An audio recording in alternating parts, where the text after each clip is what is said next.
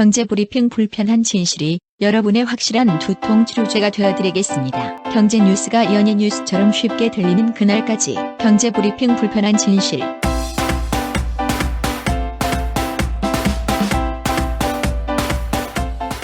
경제브리핑 불편한 진실 1월 7일 순서 시작하겠습니다. 제가 페이스북에서 되게 재밌는 사진을 하나 봤어요. 사진에 뭐가 붙어 있었냐면 퇴근할 땐 인사를 하지 않습니다. 이걸 플랜카드로 붙여놨어요. 어느 회사더라. 동방예의지국인 우리나라에서 퇴근을 하는데 어떻게 인사도 안 하고 가? 좀 이상하지 않아요? 아, 눈치 보지 말고 가라. 그런 배려 같은데요? 조금 더 살펴보다 보니 그런 배려가 숨어 있다는 그 사실을 알게 됐어요. 그래서 도대체 이 회사가 어딘가 살펴봤더니만 우아한 형제들이라고 들어보셨어요? 배달의 민족. 그렇죠. 예. 배달의 민족이라는 배달 앱을 운영하는 그 회사인데 이 우아한 형제들이 재미난 광고로 좀 유명하잖아. 그 얘기 들어보셨죠? 경희야, 넌 먹을 때가 제일 이뻐. 그쵸. 그리고 제가 제일 듣고 놀랬던 게 청소를 안 하면 새로운 세상이 열린다. 포스터가 웃긴 게 많아요. 밥값은 n분의 1. 그리고 안돼 제품이 있거든요. 안돼? 깨우면 안 돼. 뭐 이렇게 된 제품도 판매하는 건 아니고 선물로 나눠주고 그러던데 이 우아한 형제들이 예전에도 좀 눈길을 끌었나 봐요. 예전에 포스팅된 거를 좀 찾아봤더니만 회사 내에 이런 얘기가 붙어 있대요. 9시 1분은 9시가 아니다. 두 번째, 업무는 수직적. 인간적인 관계는 수평적. 세 번째, 간단한 보고는 상급자가 하급자 자리로 가서 이야기를 나눈다. 그리고 네 번째가 제일 재밌어요. 잡담을 많이 나누는 것이 경쟁력이다. 회사에 이런 걸 써붙인다는 거야. 그리고 제일 감동적인 거는 책임은 실행한 사람이 아닌 결정한 사람이 진다. 이런 얘기도 붙어있대. 우리가 다니고 있는 회사랑 너무나 다르다는 생각이 들고 이런 회사 다니면 좀 재밌을 것 같다는 생각도 많이 들더라고요. 그렇죠. 딱 프로야구 감독이네. 감독은 책임을 지잖아요. 게임은 선수들이 하지만. 그렇게 훌륭하신 감독님들도 있지만 다 선수들한테 떠넘기는 사람들도 많잖아. 그래요? 그럼요. 우리는 유명한 감독들이 나온 이런 인터뷰만 봐서 그렇지 야 니네들 못해서 그래 그러면서 빠따 때리는 감독들도 의외로 많아요. 근데 회사들도 마찬가지인데 이 우아한 형제들은 산에 이런 걸 붙여놓은 걸 보면 참 회사가 즐겁지 않을까. 회사 가고 싶은만 나겠다. 이런 생각까지 들어요. 우리도 그러니까 퇴근할 때 이 우아한 형제들처럼 인사하지 말고 퇴근하죠. 저희는 뭐 평소에도 그냥 인사했어 나는. 간단하게 그냥 예 뭐 들어가세요 이 정도잖아요.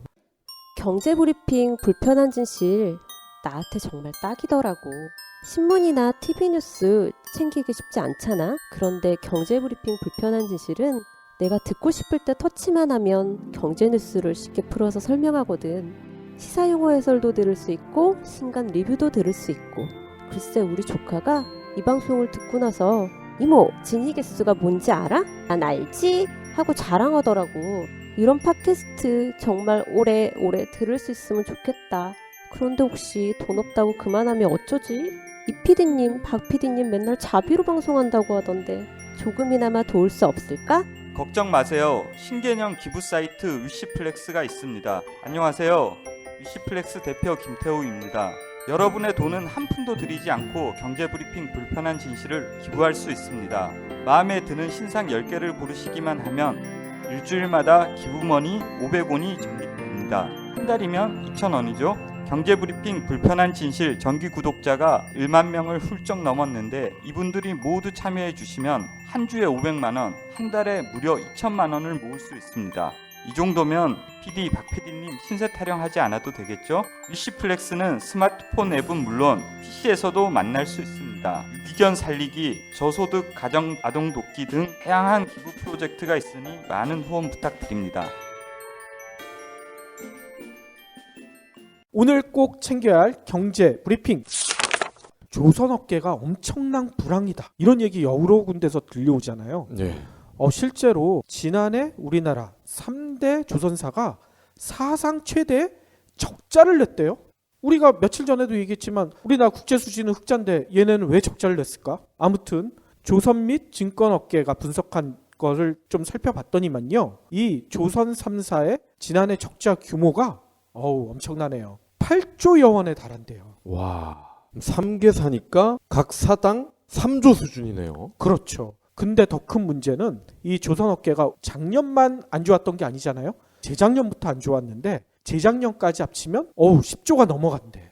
조선 3사의 적자 규모는요. 우리나라 국내 최대 자동차 제조 회사 있잖아요. 현대 기아차. 여기에 연간 영업이익과 맞먹는 수치라고 합니다. 차로 번 돈 배로 다 빠진다. 그거군요. 그렇죠. 문제는 올해도 조선 빅3가 흑자 전환을 할 수 없다. 이런 얘기들이 많이 나오고 있어요. 근데 조선업계가 3년 전만 해도 완전히 상황이 달랐잖아. 그렇죠. 진짜 돈을 긁어 모으다시피 했잖아요. 도대체 그때 뭐 한 거야? 앞날을 내다보는 여유가 없었군요. 그렇죠. 제가 아는 후배도 현대중공업 그 당시에 주식을 왕창 사뒀었는데 최근에 만나봤더니 얼굴이 호쪽해졌더라고요. 그렇군요. 아무튼 한 네티즌은 이런 글까지 달아놨더라고요. 그동안 벌은 돈 어떤 놈이 다 잡섰수. 이럴 줄 몰랐다면 직무유기. 진짜 경영진들 반성해야 될 것 같습니다. 다음 소식입니다. 배출가스 조작 하면 떠오르는 기업이죠. 폭스바겐. 그렇죠. 예. 폭스바겐이 올 상반기에 12만 대를 한국에서 리콜할 예정이라고 합니다.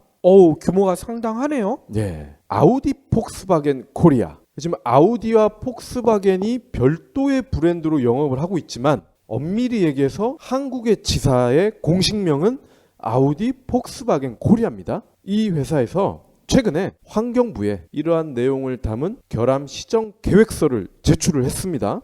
그래서 배출가스 저감 장치 문제와 관련한 대수가 12만 대 정도 될 것 같다. 이렇게 정식으로 보고를 했고요.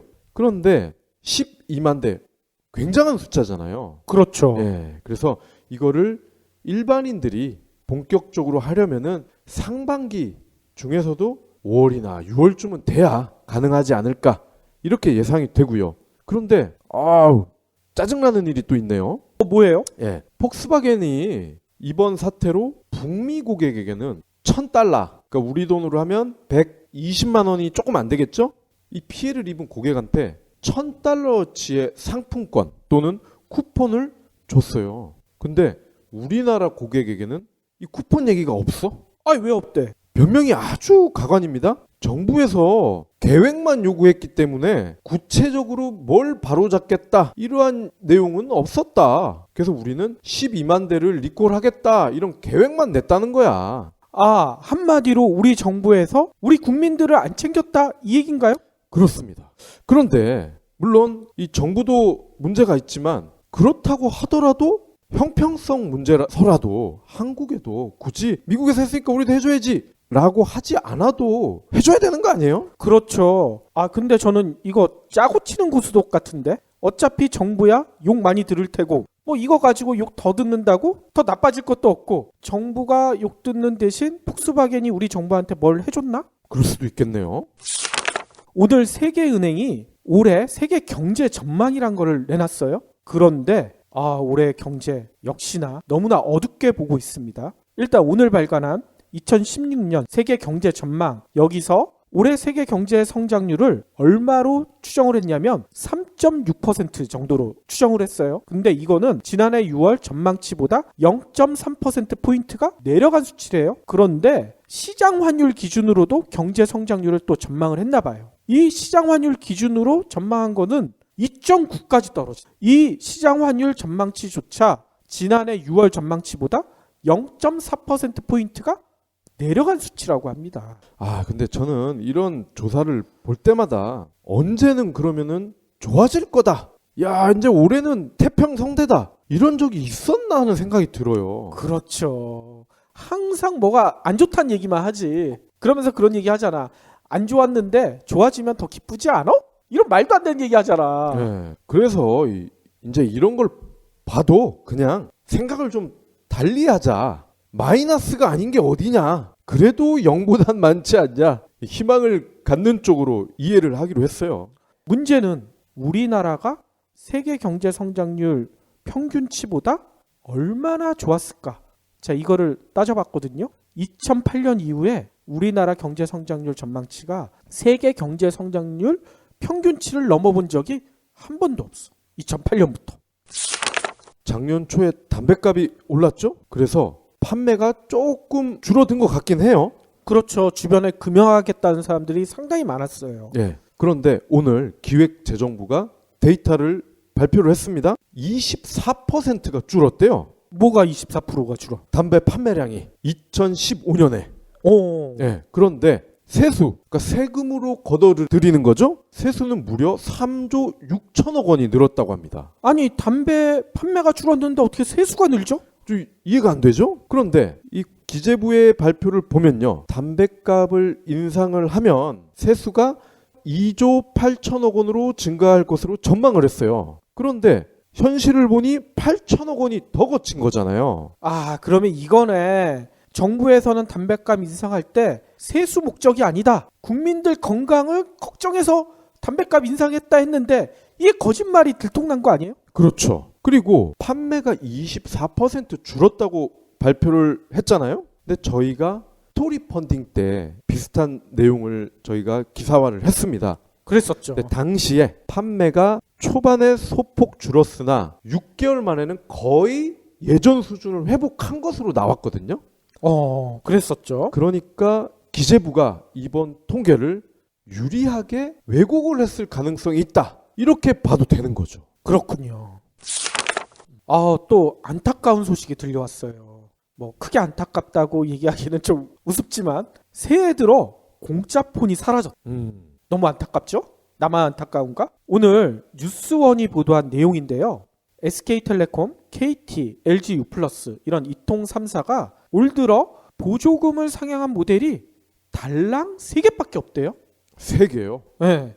그나마 모두 중저가 보급형 제품들 이것만 보조금을 살짝 올렸다. SK텔레콤 같은 경우에는 갤럭시 그랜드 맥스 그리고 LG U+는 갤럭시 A5 갤럭시 A7 요것들만 보조금을 올렸고요.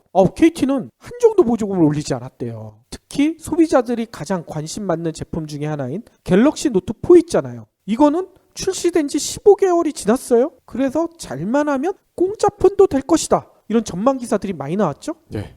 근데 보조금을 안 올린데 공짜 폰이 안 됐다는 거야. 뭐 재고가 없다면서요? 맞습니다. 뉴스원에서 짚은 이유가 그거예요. 연초에는 예년 같은 경우에는 보조금을 올렸었는데 올해는 구형 핸드폰에 재고가 거의 남아있지 않다고 해요. 거기다가 우리가 얼마 전에 한번 전해드렸었죠. 20% 요금 할인. 20% 요금 할인이 인기가 있으니까 보조금에 대한 메리트도 상대적으로 낮아져서 보조금 쓸 필요 없다. 이통 3사가 그러고 있다는 거예요.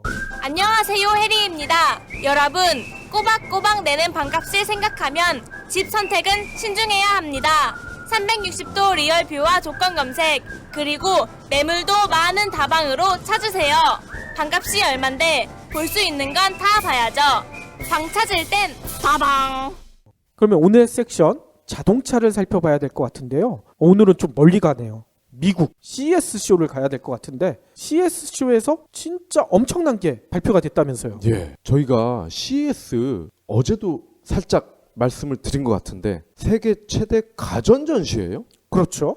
가전은 우리가 냉장고, 세탁기, TV 이런 거잖아요. 그렇지. 예. 사실 역대 CES는 이들 제품을 위주로 해서 삼성이나 LG나 소니나 제네럴 일렉트릭 이런 회사들의 동무대였단 말이에요. 그런데 재작년부터 살짝 자동차 회사들이 나왔어요. 그랬었죠. 예. 그런데 올해는 완전히 자동차 회사들이 주인공이 돼버렸어요. 어허. 왜냐? 차도 이제는 가전이라 이거야. 가전처럼 온갖 IT 기기, 전기 기기들이 다 들어가기 때문에 엔진 빼고는 움직이는 가전으로 봐도 전혀 손색이 없다 이거죠. 그러면 광고 이렇게 나오겠네. 침대는 가구다. 이것처럼 차는 가전이다. 이런 광고 나와야 되지 않을까? 나올 수 있겠네요. 충분히. 그런데 오늘 마침내 끝판왕이 탄생했어요. 끝판왕. 예. 어디까지 갔어요? 꿈의 전기차가 등장을 했어요. 주인공은 쉐보레의 볼트입니다. 볼트. 예. 이름부터 전기차 느낌이 팍팍 나네요. 예. 제가 꿈의 전기차라고 얘기를 한 이유가 바로 경제성 때문이에요. 경제성. 오호. 사실 전기차 비싸게만 만들면야 아이언맨도 만들 수 있겠죠. 그런데 경제성이 중요하잖아요. 그렇죠. 전기차의 경제성이라 함은 한 번 충전했을 때 얼마나 가느냐. 그렇지. 그리고 차의 가격이 얼마냐? 크게 두 가지거든요. 근데 이 볼트 양산형 모델은 한 번 충전으로 320km를 갑니다. 320km 나갈 수가 있어요? 예. 그러니까 기존의 이 볼트의 컨셉트 모델이라든지 아니면 경쟁 전기차를 보면요. 한 번 충전하면 100km대야. 오호. 3배가 늘어난 거예요. 예. 그리고 제일 중요한 가격. 전기차는 정부에서 보조금을 줘요. 이 차 역시 미국 연방 보조금을 받습니다. 한국도 마찬가지예요. 지자체에서 보조금을 줍니다. 그렇죠. 제주도 같은 데 많이 주더라고요. 예. 그런데 보조금을 빼고 순수하게 소비자가 부담해야 될 금액이 3,600만 원. 너무 싼데? 기존의 전기차들은 거의 1억 왔다 갔다 했단 말이죠. 그러니까. 3,600만 원이야. 이 정도면 한국으로 치면은 그랜저보다 오히려 싸게 돼요. 아니 그러면 이 자동차가 국내에도 출시될 예정인가요? 네, 한국 GM이죠. 그러니까 GM의 한국 지사인데 아직까지는 한국에 내내 만에 정해진 게 없습니다. 당연히 지금 CES에서 양산형 모델을 세계 최초로 공개한 단계이니까요. 하지만 이 제품이 올 연말에 본격적으로 북미에서 공장에서 대량 생산을 한다는 얘기예요. 그러면은 과거 경우를 봤을 때 한국에도 내년 하반기에는 늦어도 온다는 거죠. 그러면 현지 가격이 3,600만 원이면 배를 타고 오지 않겠어요? 그럼 뱃삭, 관세, 그리고 기타 등등 아저씨 햄버거도 좀 먹어야겠죠? 그러면은 대략 4천만 원 초반이 되지 않을까. 가격 경쟁력은 상당할 것 같아요. 예. 그리고 이뿐이 아니에요. 오늘 이 GM CEO가 메리 바라라는 분인데 이분이 이렇게 자랑을 했어요. 쉐보레 볼트는 최신 모바일 앱으로 카쉐어링, 내비, 게임 다양한 컨텐츠를 고객에게 제공할 수가 있다. 그러니까 볼트를 사면 내 스마트폰에 볼트와 관련된 앱을 깔기만 하면 이 앱에서 소카 같은 거 있죠. 공유카. 네. 이런 카쉐어링 서비스도 바로 받을 수가 있다. 그리고 김기사 이런 것도 볼트에서 앱으로 다 해결이 된다는 거예요. 오호. 심지어 차를 잠깐 정차했을 때는 이 볼트 앱으로 게임도 가능하다는 거죠. 아니 그러면 저희 경제브리핑 불편한 진실 같은 팟캐스트도 바로 들을 수 있겠네요? 그럼요. 이 볼트가 아직까지 이제 한국에는 구체적으로 뭐 360도 어라운드 뷰를 제공하는 그런 제품 설명이 없긴 해요. 하지만 영문으로 된 제가 기사를 보니까 10인치가 넘는 대형 스크린이 있어요. 오호. 네, 그러니까 이 스크린이 내비만 하겠어요? 당연히 컴퓨터나 스마트폰 역할도 하겠죠.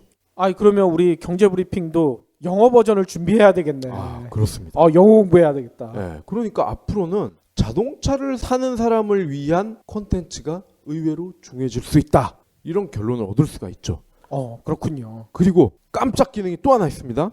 전기차가 주행 거리가 중요하다고 말씀을 드렸는데 전기를 아껴야 될 거 아닙니까? 그렇죠. 그래서 이 볼트는 주행 가는 거리를 미리 계산을 해준대요. 근데 이 계산을 할 때 변수로 감안되는 것이 우리 주인의 운전 행태, 그 브레이크를 많이 밟고 급가속을 많이 하냐 이런 것까지 감안을 해가지고 그날의 일기예보까지 반영을 한다고 합니다. 아하. 대단하지 않나요? 요즘 차도 주행 가는 거리를 알려주긴 하잖아요. 네. 근데 그게 한 번도 안 맞더라고 나는. 당연히 안 맞죠. 왜냐하면 이거는 어중이 떼중이들의 평균의 주행 거리란 말이에요. 어허. 근데 얘는 그 차 주인에 맞는 운전 습관과 패턴을 빅데이터화해서 시뮬레이션을 한다는 거예요. 그렇죠. 그러니까 전기를 아낄 수가 있으면서 충전소를 내가 언제 가야 하느냐 이 정보가 굉장히 정확해진다는 거죠. 그렇군요.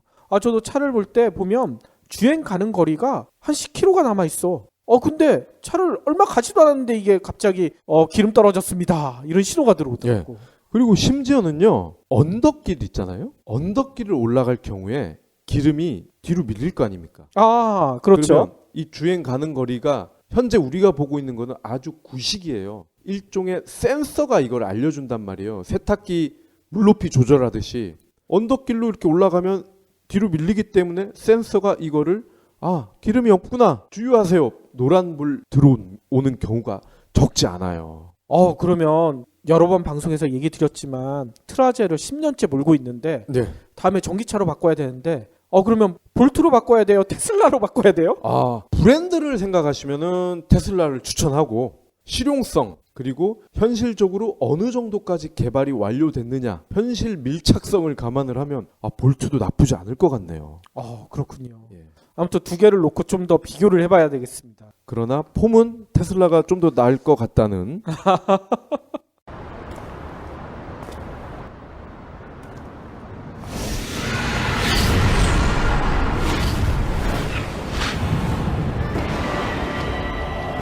기다림은 끝났다. 거대한 세상, 거대한 전쟁이 시작된다.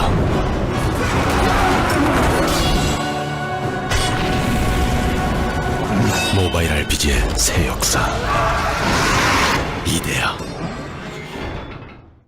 제가 어제 저녁에 오래간만에 TV를 켰는데 뉴스를 하더라고요. 근데 보통 뉴스는 1시간 하잖아요. 그렇죠? 근데 8시 뉴스를 보기 시작했는데 9시 10분이 돼도 이게 뉴스가 안 끝나. 또 어떤 언론 조작을 하려고 그러는 거야 또?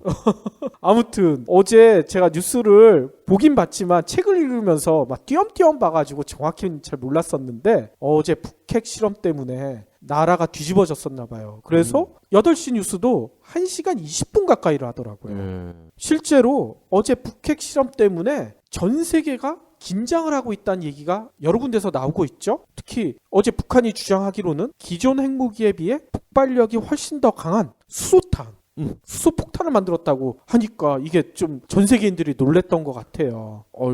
예전에 과학 잡지를 보니까요. 수소폭탄은 거의 핵의 100배 이상이라고 그러던데요. 그러니까요. 근데 이게 진짜다 아니다 얘기가 많아요. 우리가 여기서 북한이 개발한 게 진짜 수소폭탄이 맞느냐 아니냐 이걸 논의하고 싶은 건 아니고요. 일단 북한 핵실험이 우리 경제에 어떤 영향을 미치는가 이거를 좀 살펴보기 위해서 얘기를 시작해 볼까 합니다.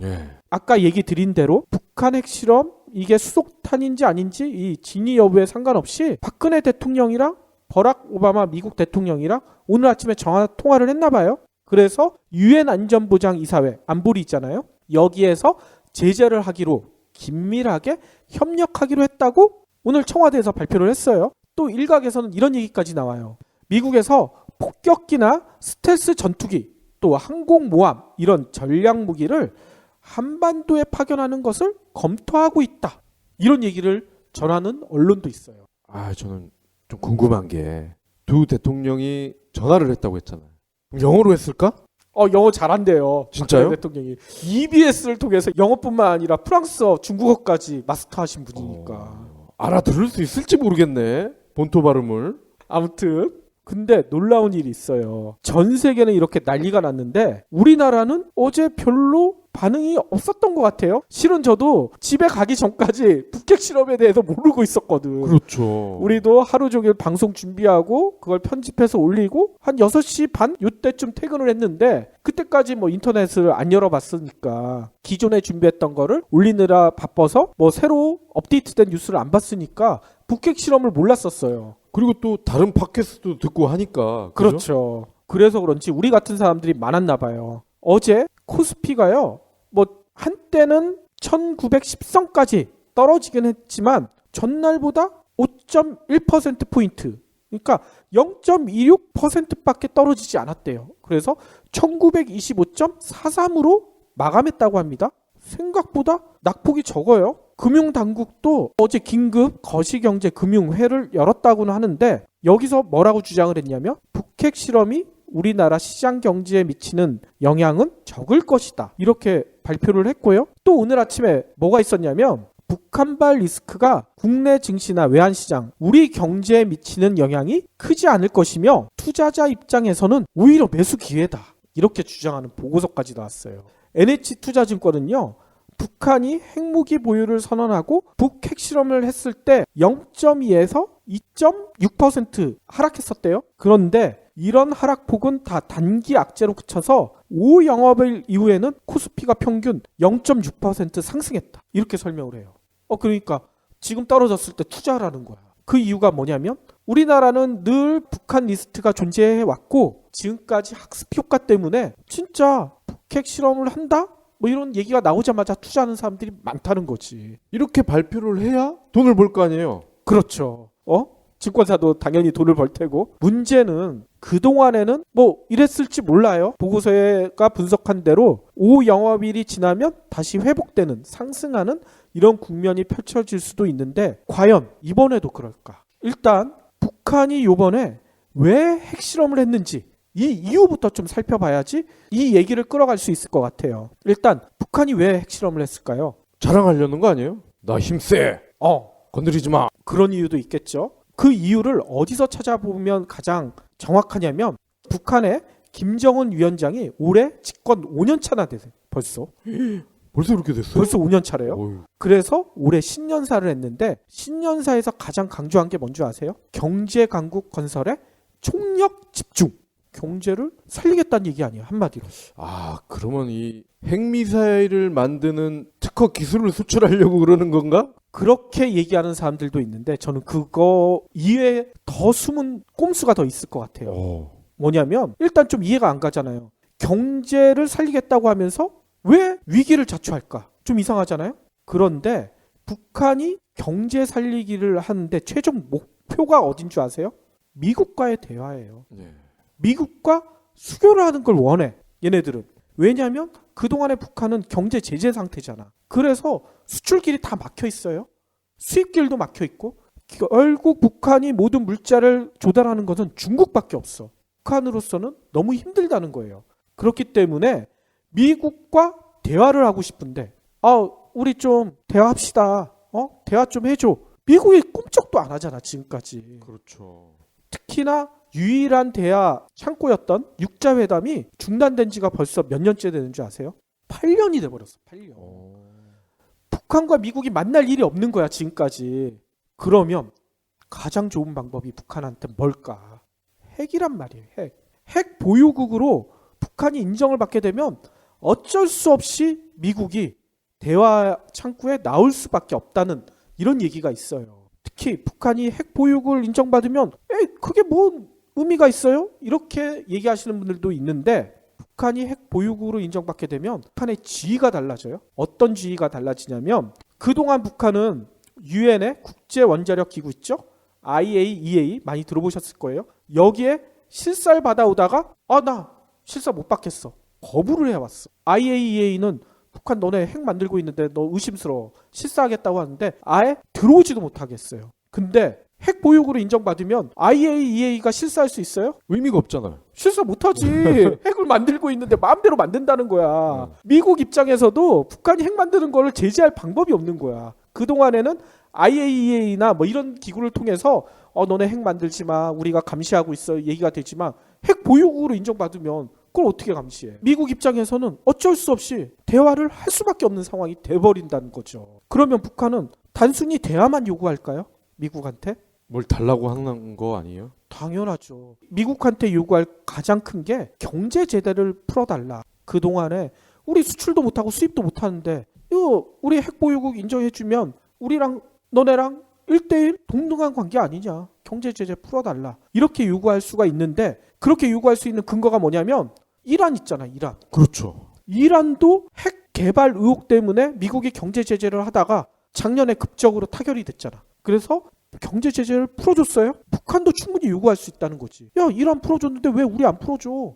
이렇게 얘기할 수가 있다는 거야. 거기다가 우리가 에코백 시간에 몇 번 얘기했을 거예요. 북한이 천연 자원이 상당히 많다. 네. 근데 천연 자원을 가지고 있으면서 바보들 같이 왜 개발 못하고 있을까? 그때 한번 설명을 드렸었죠. 일단 북한이 경제난을 겪으면서 돈이 없었고 기술도 없었어요. 근데 그 기술도 없고 돈이 없는 게 자체적인 문제도 있지만 미국의 제재 때문에 그런 영향이 더 컸었거든요. 이 경제 제재가 풀어지면 어떻게 되겠어? 그거 개발하겠다고 나서는 대기업들이 구름대같이 북한으로 들어갈 거랍니다. 그렇죠. 그러면 북한 경제가 어떻게 되겠어? 우리도 가야죠. 그러면 방송하러. 우리도 방송을 하러 가는 거예요? 한마디로 북한은 핵을 지렛대 삼아 경제가 확 커질 수가 있다는 거예요. 북한이 노리는 게 바로 이거예요. 더 큰 이유도 있겠죠. 북한이 아까 김정은 위원장이 집권 5년 차이긴 한데 내부 권력이 아직도 위태위태하죠. 여러 가지 얘기들이 많이 흘러나오죠. 이럴 때 독재자들이 쓰는 방법이 뭡니까? 외부의 위기를 통해서 내부를 단결시킨단 말이에요. 그렇죠. 핵 위기를 조장해서 내부의 갈등을 빵에 날려버리는 김정은 위원장이 그런 꼼수까지 숨어 있다는 얘기인 거예요. 그러면 뭐 북한은 핵실험하는 게 어찌 보면 북한 입장에서는 당연한 선택이에요. 근데 이런 북한의 선택이 우리한테는 어떤 영향을 미칠까? 이게 중요하잖아. 그렇죠. 일단 이 영향을 살펴보기 위해서는 전 세계의 반응부터 좀 봐야 될 것 같아요. 북한이 이렇게 나왔다고 미국이 그래 니네 핵 개발하느라 힘들었어. 그래 우리랑 협상하자. 바로 이렇게 나올까요? 그럴 리가 없죠. 당연하죠.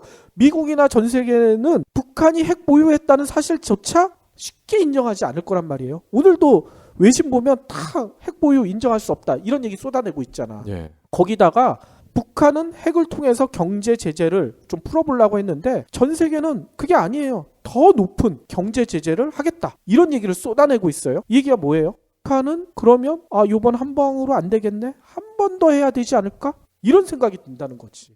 북한의 핵 도발이 이번 한 번에 끝나지 않을 가능성이 무지 높다는 얘기예요. 근데 왜 이게 우리 경제랑 연관이 크냐면 핵 도발이 뭐 예전처럼 몇 년에 한 번씩 이렇게 띄엄띄엄 있으면 아까 얘기대로 학습 효과나 이런 것 때문에 우리 경제에 주는 영향이 그렇게 크지 않을 가능성이 높아요. 아까 얘기대로 뭐 5영업일만 지나면 다시 회복될 가능성도 높고, 근데 도발이 잦아지게 되면 어떻게 될까? 우리 경제한테 엄청난 타격을 입힐 수가 있어요. 권투에서도 있잖아. 어퍼컷이나 스트레이트 한 방에 무너지는 것보다 잽을 여러 번 맞다가 무너지는 그런 경우가 많잖아요. 그렇죠. 북한이 핵실험 같은 이런 잽을 연달아 날리게 되면 우리 경제도 이거 버텨낼 수 있을까? 참 의문이 든다는 얘기인 거예요. 대규모 투자나 이런 측면에서는 굉장히 부정적이겠네요. 그렇죠. 해외에서도 우리나라한테 투자를 하겠어요? 그리고 지사를 한국에 세울 것인가? 이런 문제가 생겼을 때 당연히 야 폭탄 맞으면 어떡해?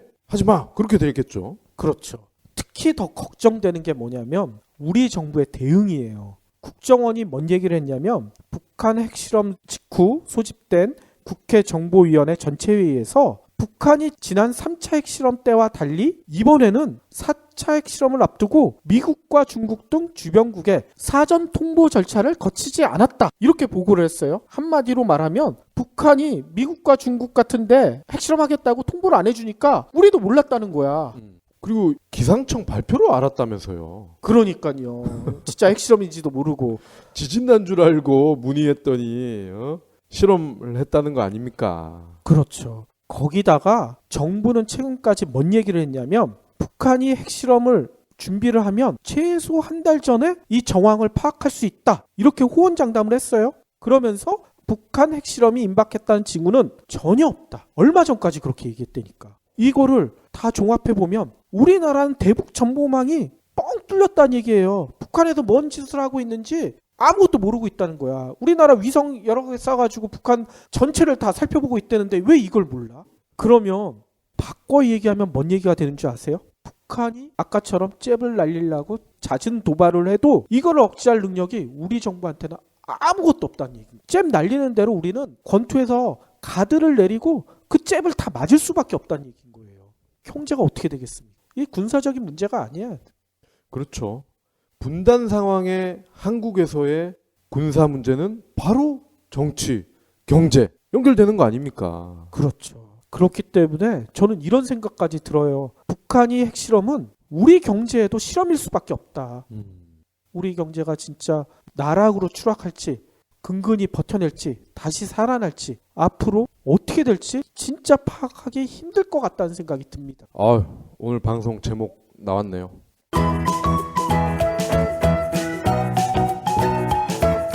오늘도 제가 페이스북에서 감동적인 컨텐츠를 하나 봤어요. 제목이 이렇게 돼 있어요. 청춘에게 전하는 10가지 조언. 그러면서 어떤 설명이 붙어 있냐면 일명 꼰대처럼 나 때는 말이야 이렇게 하는 조언이 아니라 진짜 인생을 먼저 살아온 선배들이 청춘들한테 전하는 따뜻한 조언이라고 합니다. 그래서 진짜 따뜻한가? 제가 살펴봤는데 첫 번째는 뭐냐면요. 남의 평가에 좌우되지 말라. 이거는 여러 군데서 많이 들어보셨죠? 두 번째는 혼자 즐길 오락거리나 취미 하나쯤은 만들어라. 이 얘기도 여러 조언에서 공통적으로 많이 들어보셨을 거예요. 네. 세 번째는 해외에 나가 살아봐라. 이 박 대통령이 한 얘기인데. 이거는 되게 참신하네요. 참신해요. 네 번째는 타인한테 인색하지 말아라. 요것도 초등학교 도덕책에 나오는 거죠. 다섯 번째는 모진 말은 입 밖에 내지 말아라. 그리고 여섯 번째가 긍정적인 마인드를 가져라. 그리고 좀 넘어가서 열 번째가 하고 싶다는 생각이 들면 이것저것 재고 따지지 말아라. 뭐 이런 얘기들이 있는데 제가 10가지 중에 가장 감동적인 두 가지를 꼽아봤어요. 뭐냐면 목숨 걸 친구 한 명쯤은 만들어라. 그래서 전 만들었잖아. 근데 친구를 하기엔 제가 좀 너무 어려서. 4살까지 친구 충분히 죄송합니다. 가능해요. 그리고 그 다음 얘기가 가장 제 가슴에 새겨야 될 말인 것 같아요. 가족을 제2순위에 두지 말아라. 가족을 위해서라는 핑계로 일에만 몰두하는 것을 가장 경계하라고 이 인생 선배들은 조언하고 있습니다. 제가 어제 모처럼 아빠 노릇을 제대로 했습니다. 어떻게 하셨는데? 집에 딱 가자마자 애들 둘이 그러는 거예요. 아빠 핸드폰 하면서 손을 딱 내미는 거야. 그러니까 핸드폰으로 동영상 보겠다 이거지. 자기들이 보고 싶은 유튜브에 있는 온갖 동영상들을 너무 화가 나더라고요. 갑자기 순간적으로 이래서 안 되겠다. 아이들에게 교육을 좀 시켜줘야겠다 해가지고 둘째가 이제 올해 7살이 됐어요. 근데 아직 한글을 제대로 쓰지를 못해. 어느 정도 읽을 줄은 아는데 그래서 바로 공책 네모 그려져 있는 초등학생용 공책 있잖아요. 그렇죠. 그거 가져와 해가지고 단어 3개를 제가 이쁘게 딱 써가지고 이 글자 밑으로 똑같이 읽으면서 써. 그래서 둘째 아들은 그 한 페이지를 3 단어를 쭉 썼고요. 큰 애는 제가 곱셈을 가르쳤어요. 이제 8살이 됐는데 아직 곱셈 개념을 모르더라고요. 근데 유치원에서도 안 배웠어? 그랬더니 안 배웠다. 유치원에서 배우면 그거 선행학습이지. 학교 가서 배워야죠. 그래서 더하기와 곱셈의 개념을 아직 모르더라고요. 그래서 기본 개념부터 이해할 수 있도록 제가 아주 눈높이 교육을 2시간 동안 했더랬죠. 근데 결국은 이 큰애는 저를 피하더라고. 가족을 제2순위에 두지 말아라는 얘기에서 왜 둘째가 자기 피한다는 얘기까지 이어지는 거예요? 막 울라고 하더라고. 막 이런 걸 막 시키니까 뭐가 정답인지 모르겠습니다. 아무튼 이 조언의 끝에는 뭔 얘기가 붙어 있냐면요. 자녀의 유년 시절도 한 번이다. 결코 돌아오지 않는다. 애들이 커가는 모습을 보는 게 진짜 저한테는 큰 행복인 것 같고 이거를 나이 들어서 성공해서 결코 볼 수 없는 그런 소중한 기억들이잖아요. 여러분들도 그런 기억 머릿속에 아니면 사진이나 동영상으로 많이 남기시길 바라겠습니다.